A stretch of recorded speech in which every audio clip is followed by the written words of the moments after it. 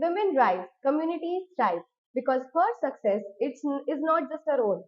On the second episode of Virasat Season 2, we are throwing the spotlight on such woman who is mixing tradition, nutrition, and a whole lot of heart with a side of inspiration.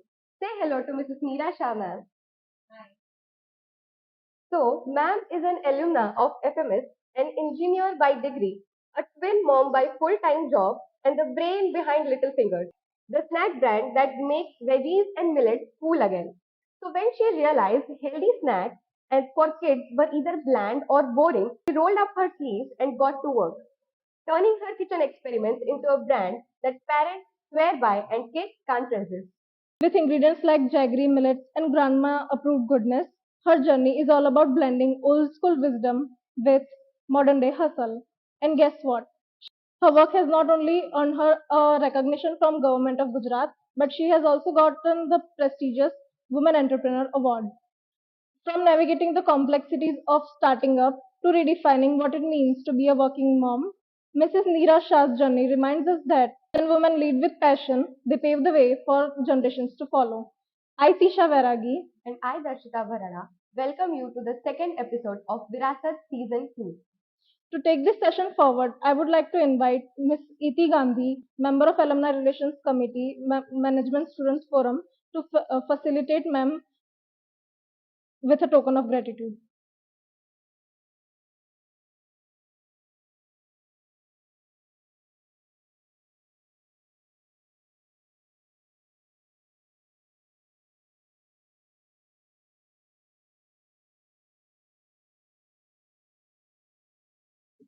So let's begin the podcast now. So let's start with our first section, that is college and early influences. So ma'am, can you take us back to your college days? So what was it like studying electronics engineering and then starting an MBA? So I was working with TCS and I was an electronics engineer. I was given a project of a computer engineer. So basically at with time I realized I was a misfit. And then as a student we always have a question mark in our lives. Like it's a very redundant process that we keep on following. We take a stream, we give n number of entrance exam, but at the end of the day you're not able to figure out what actually you want. So I too faced that same rut, and then at one point, I just decided that one of my friend was giving CMAT. At that time, we had that entrance exam. So I thought, let me also go and sit. I went, I sat, and when the results were announced, I realized that I was actually enrolled for MSU. At that time also, I took the admission because I got the admission, not really realizing what I wanted to do.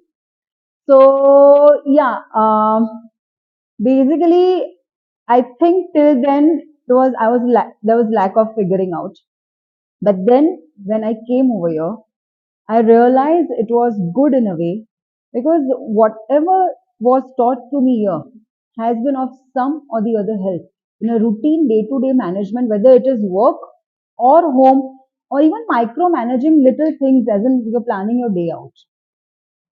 So ma'am, can you tell us more about this picture? Okay, so as you can see, I'm the last because I told you I was very introvert. So this was a symposium which we had conducted during our time. It was one of its kind, and the teacher somehow saw the potential in me. So she really pushed me. These most of them are my seniors. These four people were in my batch. So she pushed me saying that come what may come, go and even stand there. Even if you're not giving any input, just go and stand there. You will learn something by just being present there. So this is truly a reflection of what it means to just show up at times, even if you don't know why, don't figure out the what and whys and everything. Show up. You never know where an opportunity may lie. So over here, I got to meet two people who were invited as a guest lecture, and it was one of them's journey which really struck with me, that how that person from scratch was at that time at the highest position at his company. And ma'am, was there a particular moment or person during your MBA days who inspired you, or maybe they said something or gave you some advice that inspired you to start Later Fingers? So indirect, yes. Directly, no. Uh, as a student, we always judged upon our marks, and somehow I couldn't keep up to that commitment. But that is when I realized in an indirect manner that marks shouldn't be a reflection of what we can become in the future. Basically, it is a potential. So some teachers did oversee that she had some potential. They always used to push me. They always used to ask me to attend some or the other event happening in other colleges. And that made me realize that when you go out, when you attend events, when you meet new set of people, your thinking will change. You will learn to know yourself more better than anyone else could ever know you. So yes, directly and indirectly, it's a yes and no answer. So, ma'am, how has your technical background shaped the way you approach business and problem solving today? See, the biggest issue with startup when I had my own company was there's a big bubble. There's still a big bubble. Most of the startups fail because of that bubble. And that bubble is when you want to make a new company, people blow it up. They want a good office, they want very good, machinery or whatever, automation, everything. I think with engineering, it made me realize that you can do everything from scratch even with 100 rupees in your pocket. Because in engineering, we have a term called jugadu. So when you know that jugars, you tend to save a lot of money.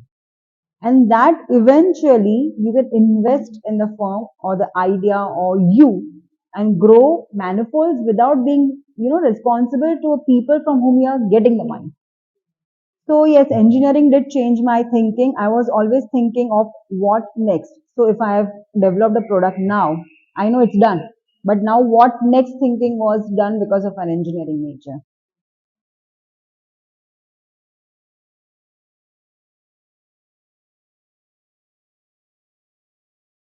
So now moving towards the next section, that is corporate life to startup leap. So, ma'am, you worked in the corporate for quite some time, and then you chose to venture into entrepreneurship. So, what pushed you to take that leap? So I have twins. So when they were 8 to 9 months old, that is the time when the food intake of the kids normally start. And as a mother, you are on a continuous debate because every 2 hours you are giving the child something. And at that time, we decided to take a break and just go somewhere nearby. So I said, let me explore out the options. But I was too much into health since I was a small kid. So when I went to that marketplace, I took that product and I just turned it on the backward and started reading the labels. I couldn't understand anything. So the only things which I understood was palm oil and sugar. Rest all the products were chemical names of something which was I couldn't understand it. So you basically need a dictionary to decode what you are making your child eat. And that is when I realized that this is wrong. When I grew up, when we were small, our parents used to feed us something which was home cooked. So why not make that culture of natural products into something which is easy for the mothers or the parents to even take it on a trip, whether it is travel friendly or whether it like everyone is working right now, even the mothers. So time is of the essence.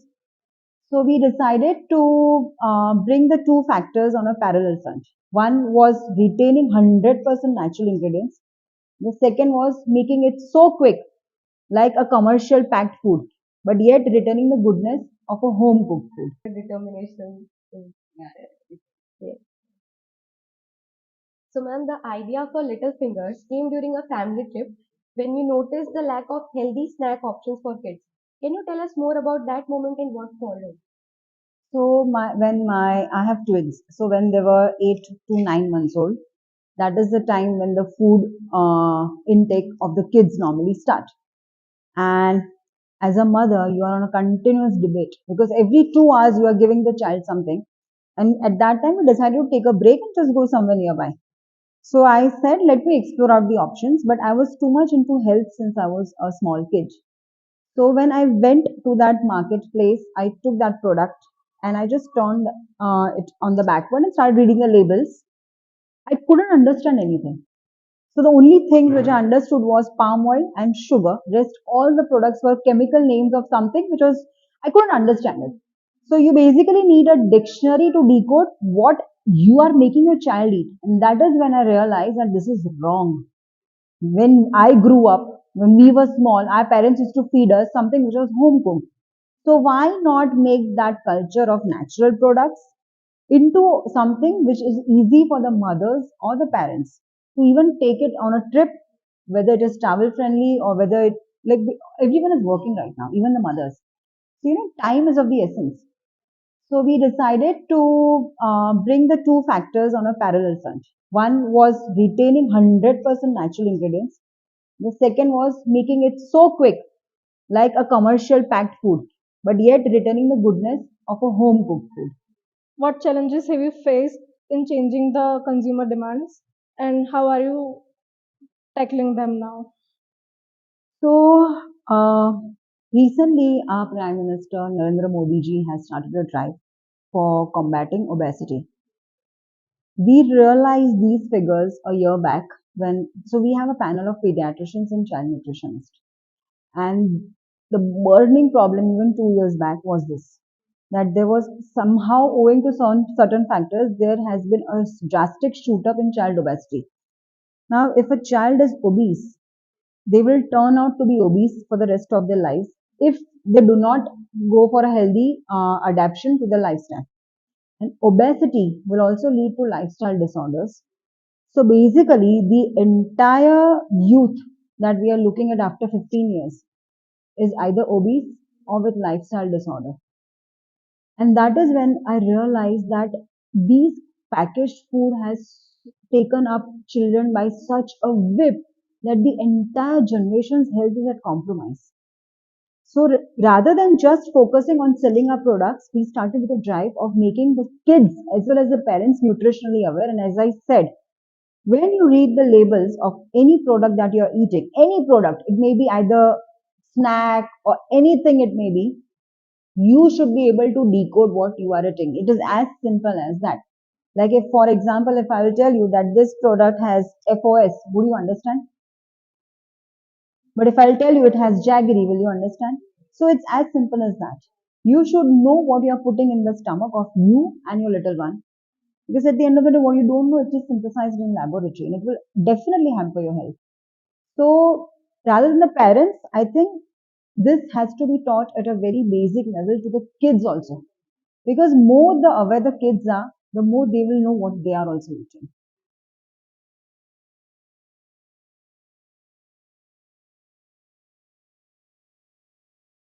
So moving towards the third section, that is women and wisdom. My first question is, so ma'am, in your experience, what are some unique challenges that women face in the entrepreneurial ecosystem and how can they get a better support? See, the biggest problem when you foray into a world where you have to pitch into everyone that you are a woman entrepreneur or probably owner of your company is that people will never take you seriously. So that is somehow the mindset.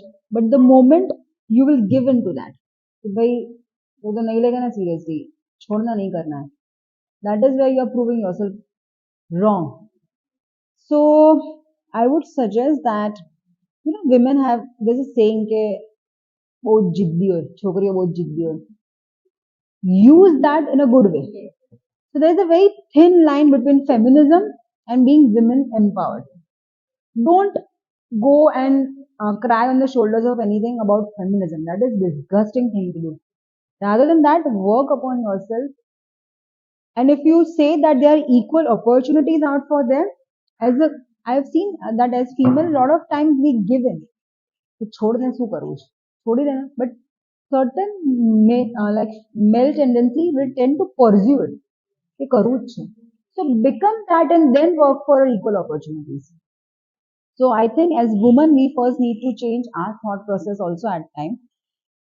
When we talk about equal rights, equal opportunities, it is also about equal learning. Go out in the market. Do not restrict yourself saying that I am a female. हूँ नहीं जो market में. That is wrong. Then you cannot say that I want equal rights as a boy.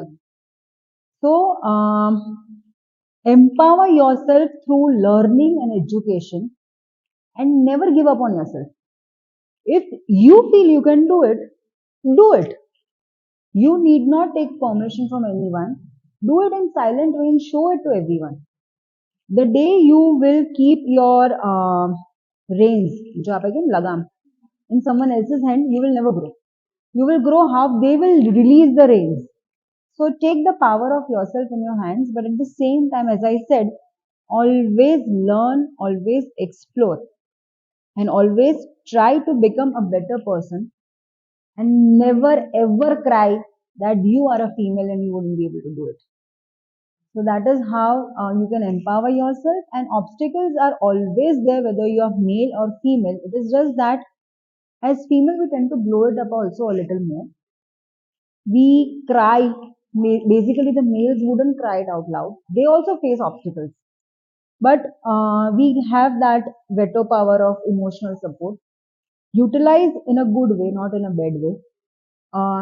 Try to become charismatic. So females have this charisma. They can get the work done very nicely, and you can also be a better leader because you are very good with time management. So, take out the positive qualities of you being a female.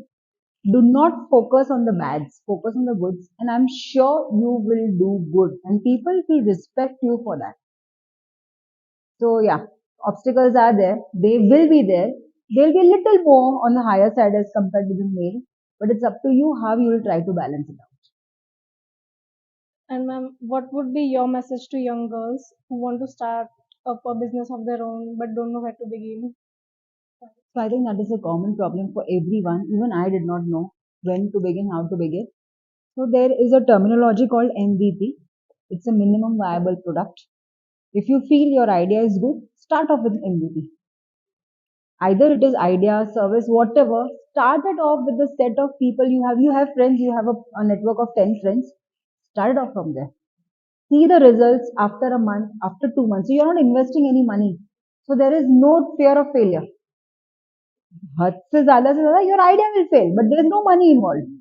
There's hardly anything involved which will make you afraid of being deemed as a failure. So start off with that, and as I said, always use the people around you to get real life feedback. But that has to be, if somebody says bad, learn to accept it and improvise that. Do not give up saying कि तो गंदू की तो नत करूं. Don't do that. The question should be कि गंदू कीधु के. What is it કે ગંદુ કીધું? What were the factors? અને એવું તો શું થશે જેમાંથી I will go from bad to good. So learn to identify that gap. You will figure out a way of succeeding from that idea. So, and don't go by fancy things. Idea is idea. It does not need to have a luxurious office or a well furnished cabin to make it into a successful model. It can be started from a small room of yours also. So stick to that and it will be surely a success. So, ma'am, what is your advice to the moms aspiring to start their business, and how did you personally manage to maintain your work and life balance on your journey? So see, work-life balance is again, for me, it's an antithesis figure speech. There is nothing like work-life balance. You will never ever get work-life balance. You will have to learn to prioritize that at this phase, what is important, or at this particular moment, what is important. So when I had an idea, when I wanted to make it into a business, I received a lot of arguments, a lot of advices from almost everyone saying that you have kids who are hardly 6, 7 months. Focus on them. Don't deviate your time. So then I said, okay, chalo, advice was સાંભળી નથી. So what next? So then I made a routine. કે ભાઈ મારા માટે for the day, my priority were kids, inner focus આપો. Then I made a schedule in which my kids had to go to sleep, come what may come, by 8 p.m., 8:30 p.m. they were in the bed. Once they were in the bed, પછી તો મારો time છે. Then nobody had a right to point a finger at me. So from 9 p.m. till morning 4 a.m. was my working time. I worked for it because I wanted it to happen. So it's about the priorities. But yes, do not compromise on your physical and mental health for it. Because as mothers, there are a lot of hormonal challenges that you'll be facing. You will be on your lowest at times, you will be on your highest at times. This maybe worked for me, but if you are sleep depriving yourself, you will become all the more insane. So don't do that. તમને ખબર હોવી જોઈએ કે what તમે how much can you withhold, and As I said, work-life balance नहीं. What is important at this time? Eliminate. Task 1 done. Task 2 done. Task 3 done. Balance કરવામાં કશું જ નહીં. So prioritize your task and quickly get it done. That is all about maintaining and pursuing also. Every day I still make a to-do list. So to-do list is not only for day, it can be for hour also, you know. We make it on our basis. Me and my husband, we always do that. So if I remember something, I'll message him and I'll ask him, within 5 to 6 p.m. Because I know it's 6 p.m. but I might forget it. And then it becomes a frustration. Don't do that.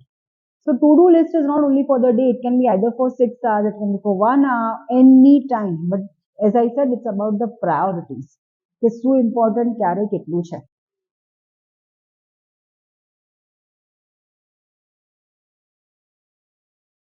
Your go-to snack Mamra. Any person who has inspired you to start your business? Definitely Ratan Tata. and a book that inspires you. Anything about time management. So there's no specific book. I might read 3 pages from this book, 6 pages from that book, and 5 pages from that book. Okay. From your favorite traditional ingredient to work with? Has to be Juar. Juar. One business decision you are proud of. My marriage to him. A good spouse is very essential for the success of your life. Definitely. So, ma'am, if not an entrepreneur, what would you be doing today? I would have been that typical boring chashma wala computer engineer for sure, working on some project either in Bangalore or Chennai. Okay.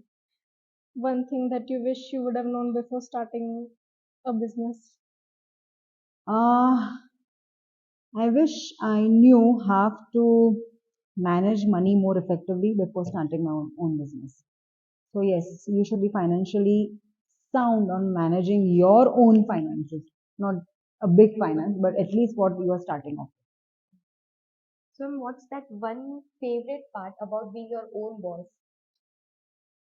There is no no, there is no yes, there is no time limit. It's all up to you. But yes, I feel the best part is that I can follow my passion without being in any limits. There's no limit to my passion. One misconception people have about your industry. That everything healthy has to be very expensive also. Hmm. Yes. That's a misconception. Ma'am, last question. Ma'am, describe the alumni relations committee in one word. Very energetic. Thank Thank you, you. ma'am. Thank you. And with that, we conclude our session with Mrs. Nira Shah, whose remarkable journey from engineering to entrepreneurship is driven by deep commitment to children's well-being and cultural roots. Her story is a reminder that with clarity of purpose and the courage to act, women can create change that ripples far beyond themselves. Thank you for joining us on Virasat. Until next time, this is Tisha Vairagi. And this is Darshita Bharada signing off. We'll be back soon with more such stories that celebrate vision, resilience, and legacy. Thank you.